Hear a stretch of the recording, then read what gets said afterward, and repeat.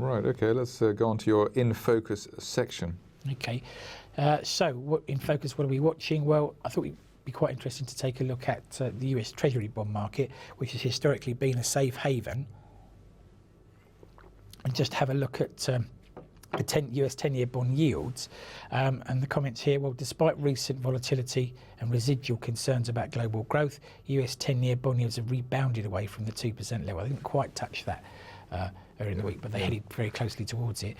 T-bonds, as we said, is seen as a safe haven in times of market turmoil, and so we might have expected to see more buying of supposed risk-free assets and lower yields as the market moved to a risk-off scenario. However, and probably the main reason why we haven't seen that, it appears that China, or at least we haven't seen the yields come back, it appears that China, who own around 27% of all US government debt, have been selling T-bonds to support both their own currency, the yuan, and their local stock markets.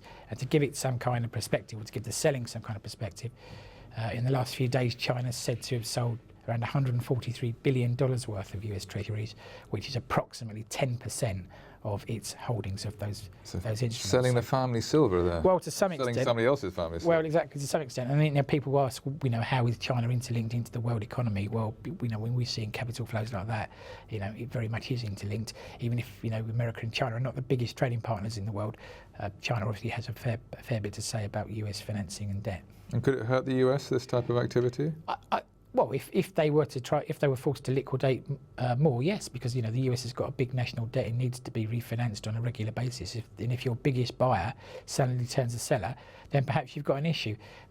Unless things turn out absolutely horrible, though, I imagine they'll probably try and buy them back in due course. But okay, well, on that note, Darren Sinden, market commentator for Admiral Markets, thanks for coming in today, and we'll have more after the holiday, I presume, on Tuesday, bright and breezy. That's it for the show, and see you then.